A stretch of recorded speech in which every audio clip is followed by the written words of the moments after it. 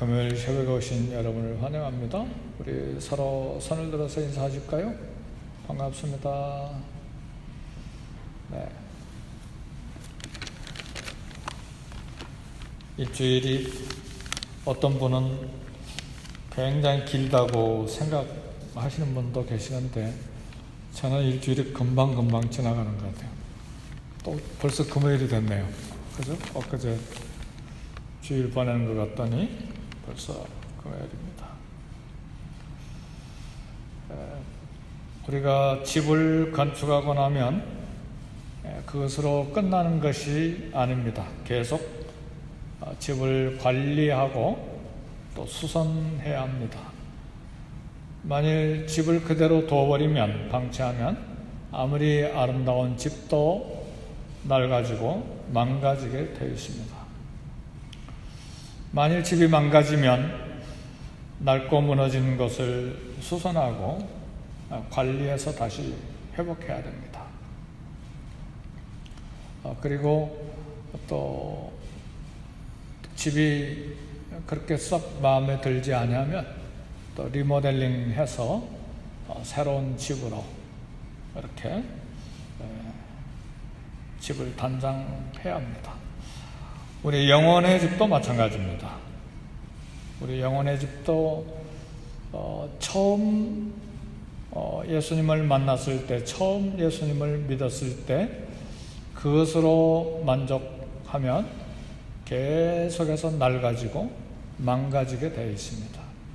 왜냐하면 우리 영혼도 게으르기 때문에 쓰레기들이 쌓이고 그 다음에 깨끗하게 페인트 칠을 했던 것도 낡아져서 색이 바라게 되고 그리고 내가 잘 믿는 것처럼 생각되는데 실제는 타성에 젖기도 하고 또 주님 만남이 옛날 같지 않아요. 나 분명히 믿는 것 같은데 하나님 살아계신지 살아계시지 않는지 주님이 생생하게 느껴지지도 않고 내가 찬송하는지 예배 드리는지 기도하는지 신앙생활에 희미하게 되고 전능하신 하나님이 살아계신데도 머릿속에서만 살아계시고 실제 내 삶에서는 전혀 살아계신 주님을 이렇게 느끼지 못하고 지나갈 수가 있어요. 이것이 그것뿐만 아니고 우리 영혼에 불순물들이 많이 들어오잖아요. 우리 주님을 가장 심장의 중심에 모시고 살아야 되는데 우상들이 또 많이 들어와요. 가만히 두지 않잖아요. 세상의 생각, 방법, 또 유혹들이 우리를 지배하고 말씀이 나를 지배하는 것이 아니고 세상이 나를 지배하죠. 그것도 모르고 계속 살다 보면 결국은 세상으로 나갈 수밖에 없습니다. 그래서 우리 영혼의 집도 계속 관리해야 되고 수선해야 됩니다. 관리하지 않고 수선하지 않으면 상당히 오랜 세월 동안 예수님을 믿었는데도 하나도 예수님을 닮아가는 모습이 안 보여요. 그리고 고집만 늘어가고 자기가 다 옳다고 생각하는데 남들이 볼 땐 예수님 냄새가, 예수님 향기가 전혀 나지 않아요.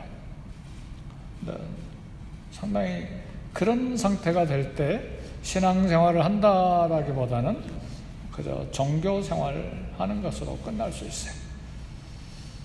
우리 주님 날마다 새롭게 만나야 되고 또 주님을 만나는 행복함이 있어야 돼요. 예수님 생각하면 행복하십니까? 어떻게 생각하세요? 우리 부부도 처음 만났을 때는 온 마음과 정성을 다 쏟죠. 24시간 관심이 거기에 가 있죠. 어떤 면에서 부부관계도 새롭게 서로가 만들어 가야 될 텐데 그러지 못하고 그냥 사니까 그냥 그렇게 사는가 보다 하면 상당히 권태기가 쉽게 찾아오고 오래 가지요. 우리 주님과의 만남도 날마다 새롭게 되기를 제 이름으로 축복합니다.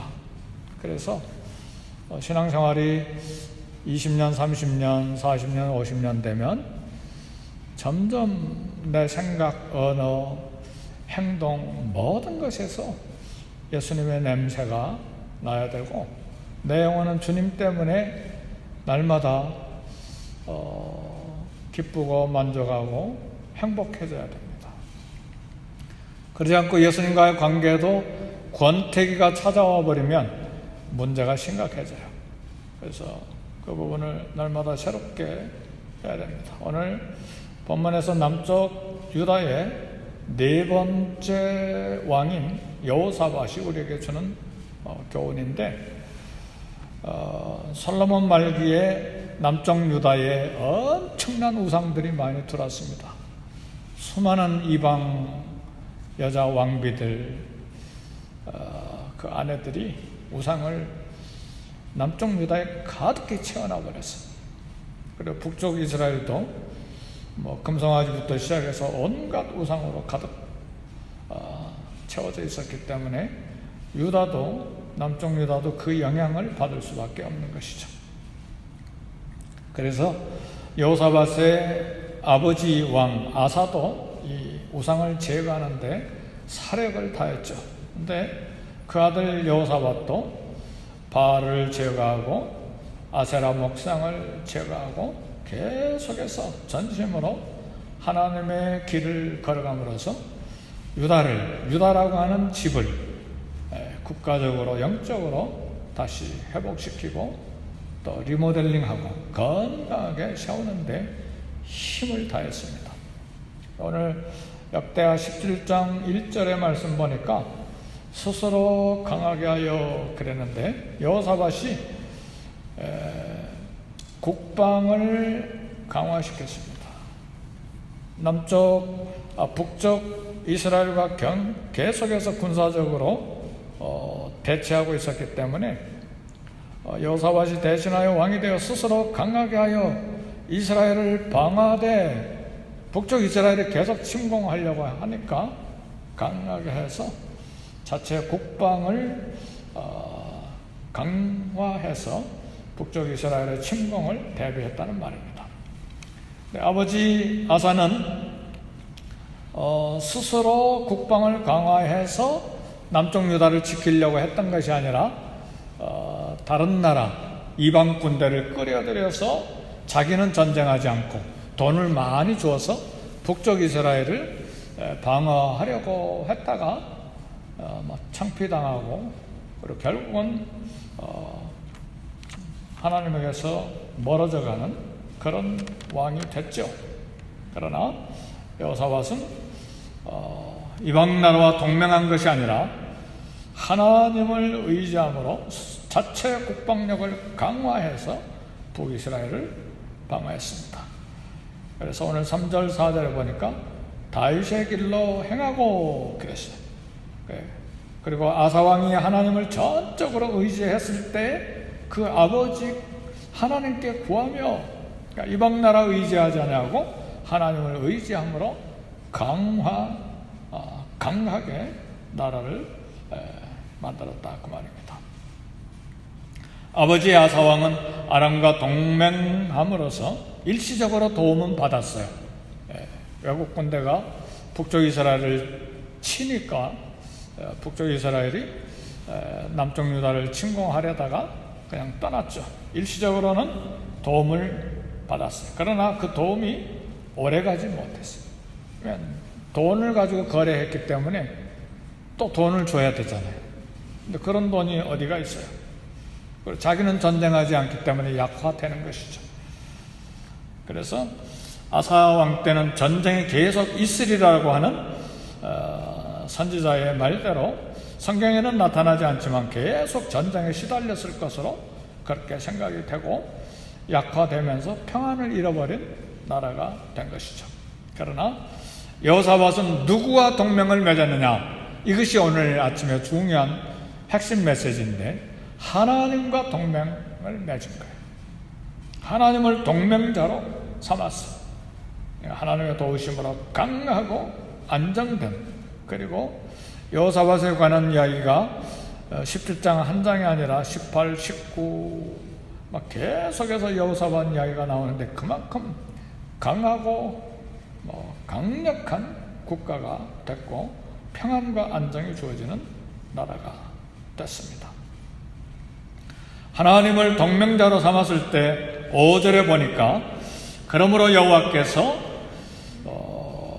참 나라를 여호사밧의 손에서 견고하게 하셨다 그랬습니다.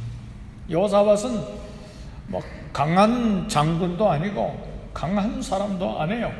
근데 하나님을 동맹군으로 동맹자로 삼았을 때에 누가 나라를 견고하게 만들어 주셨느냐? 여호사밧이 견고하게 만든 것이 아니라 하나님이 견고하게 만들어 주셨어요.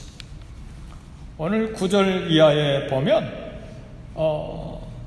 10절 이하에 보면 여호와께서 유다 사방의 모든 나라에 두려움을 주사 여호사밧과 싸우지 못하게 하시매, 여호사밧이 이방 나라 사방에 막 두려움을 준 것이 아니라 하나님께서 동맹자가 되시니까 이방 나라에 막 다 두려움을 주어가지고 절대로 남쪽 유다 여호사밧을 공격하지 못하도록, 싸우지 못하도록, 전쟁하지 못하도록 이렇게 그런 마음을 주시고 막아주시고 오히려 조공을 바치는 그런 역사가 일어났어요.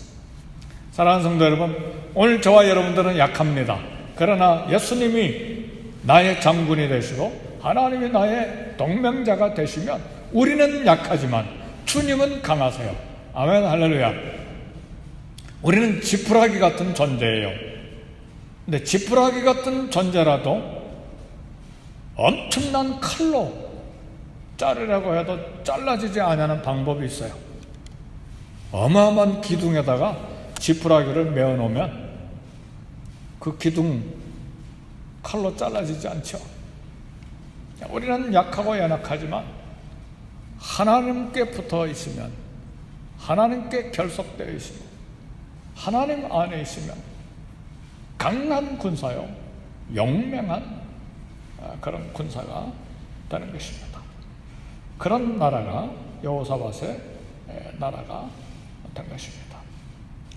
누가 사방 나라로 전쟁 못하게 막아주셨습니까? 하나님. 그래서 평안이 주어진 것이죠. 누가 남쪽 유다에 스스로 수천 마리씩 짐승과 그런 것들을 곡물로 바치게 했습니까? 하나님께서 그런 마음들을 이방 나라에 주신 것이죠. 여호사밧이 한 것이 아닙니다. 하나님이 그렇게 하신 것입니다. 그러면 하나님이 누구십니까? 우리는 평생 하나님을 알아가는, 하나님에 관한 하나님을 아는 지식을 계속해서 쌓아가는데, 그 지식은 우리 머리로만 가지고 있는 지식이 아니라 하나님을 아는 지식은 또 경험적인 지식과 함께하는 지식이에요. 체험적인 그런 지식과 함께하는 지식입니다. 기노스코라고 하는 말은 체험적인 거예요. 그냥 이론적으로 사상적으로 아는 지식이 아니라 하나님을 만난 경험으로 계속해서 참 채워지는 지식입니다. 만군의 하나님이에요. 창조주 하나님이에요. 주권자 하나님이세요. 그 하나님은 오늘 저와 여러분들의 하늘 아버지이십니다. 이 하나님을 동맹자로 삼을 때 세상을 이기고 대적도 이기고 심지어는 사탄도 이길 수가 있는 것입니다. 혹시 직장 생활하고 또 개인 비즈니스하고 그렇습니까? 사장님을 하나님으로 모시기를 주의 이름으로 축복합니다. 내가 주인이 되는 것이 아니라 내가 스스로 사장 되지 말고 하나님을 사장님으로 모시고, 하나님이 사장님이시니까 모든 부분, 회사의, 직장의 목적, 그리고 돈을 버는 목적, 방향, 모든 것이 다 하나님 중심으로 할 때에 사장님 되시는 하나님이 그 직장과 그 사업을 책임지시고 이끌어 가시는 것이죠. 그렇게 해서 성공한 분들이 한국에도 미국에도 수많은 간증자들이 있습니다. 우리 인생의 주인도 하나님이셔야 합니다. 저와 여러분들의 인생의 주인이 누구십니까? 납니까? 누구도 나를 건드리지 마라. 내 주인은 나다. 그러면 넘어집니다. 나의 주인은 우리 주님이시죠. 산 자와 죽은 자의 주인이 되시기 위해서 우리 주님이 죽으셨다가 다시 살아나셨죠. 나의 주인 우리 주님이십니다. 퀴리오스죠. 그래서 오늘 여호사밧은 삶의 모범으로 고조 할아버지인 다윗을 모범으로 삼았는데 우리 신앙생활에 좋은 선배, 좋은 스승이 필요합니다. 요즘에 멘토라는 말 많이 쓰죠. 멘토 많이 들어보셨죠? 멘토링, 멘토. 그런데 그리스 신화에 나오는 사람의 이름이죠. 멘토라고 하는 사람이 자기에게 부탁한 오디세이라고 하는 왕입니까? 장군입니까? 그 아들을 맡아서 스승이 되고 친구가 돼서 부모가 돼서 훌륭하게 키우죠. 10년 이상 키우고 와서 보니까 그 아들이 훌륭한 참 사람으로 자라난 것을 보았어요. 멘토가 멘토의 역할을 한 것이죠. 거기서 멘토라는 말이 나온 거예요.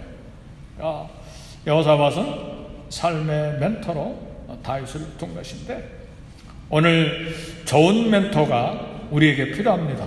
적어도 두세 사람의 좋은 멘토가 필요합니다.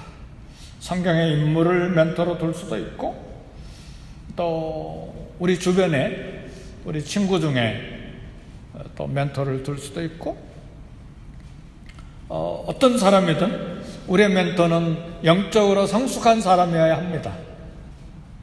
세상 마음대로 사는 사람이 멘토가 아니라 기도하고 말씀에 전혀 참 집중해 있고 그 안에 예수 그리스도를 모시고 있는 사람이 우리의 멘토가 될 수가 있습니다.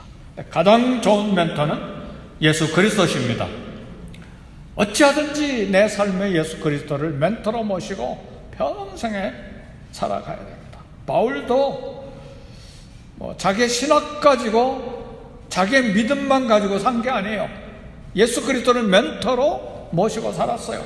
고린도전서 11장 1절에 보니까 내가 그리스도를 본받는 자 된 것 같이 그랬어요. 바울도 평생에 사역하는데 예수 그리스도를 멘토로 삼고 그리스도를 본받는 자가 되어 갔습니다. 그런 것처럼 너희는 나를 본받는 자가 되라. 또 다른 자기가 멘토가 되어서 디모데를 키우고 또 다른 그런 디모데를 키울 뿐만 아니라 다른 사람들이 충성된 사람들이 또 다른 사람들에게 부탁하는 계속 멘토링으로 다음 세대를 키워가는 그런 멘토가 됐습니다. 우리 주님이 우리의 멘토가 되어야 됩니다. 그래서 빌립보서에 보니까 너희는 이 마음을 본받으라 곧 예수 그리스도의 마음이니 그랬어요. 예수님이 우리의 멘토가 되어야 됩니다. 예수님이 또 스스로 말씀하셨어요. 나는 포도나무에 너희는 가지니 그가 내 안에 내가 그 안에 거하면 사람이 열매를 많이 맺는다. 내 안에 거하라 그랬어요. 나도 너희 안에 거하리라. 그렇게 되면 포도나무에 붙어있는 그 가지가 열매를 맺는다고 했어요. 우리 주님 안에 멘토 안에 거하는 방법은 말씀을 지키는 것이에요. 우리 주님이 스스로 말씀하셨어요. 내 안에 거하는 것이 바로 말씀 안에 거하는 것입니다. 말씀이 우리 안에 늘 거합니까? 그 말씀의 핵심은 서로 사랑하는 것입니다. 내 계명은 내가 너희를 사랑한 같이 너희도 서로 사랑하는 이것이니라. 성도 여러분, 이 땅을 살아가는데 무슨 능력과 지식과 경험과 위대함으로 살겠습니까? 예수님밖에 없어요. 근데 예수님 멘토로 삼으라니까 초상화 그려놓은 것 가지고 늘 그거 그림 묵상하고 크게 예수님 멘토로 삼고 묵상하는 게 아닙니다. 예수님이 하신 말씀, 그 말씀이 우리 안에 거하는 것이고, 바로 우리가 가지로서 내가 그 안에, 그가 내 안에 있다는 것은 말씀을 모시고 사는 것입니다. 그래, 말씀이 생명이죠. 오늘 또 예수 그리스도의 말씀을 모시고 이 땅을 살아 열매를 맺되 우리 주님이 역사하심을 체험하고 이 땅을 승리하는 저와 여러분이 되시기를 주의 이름으로 축복합니다. 기도하겠습니다.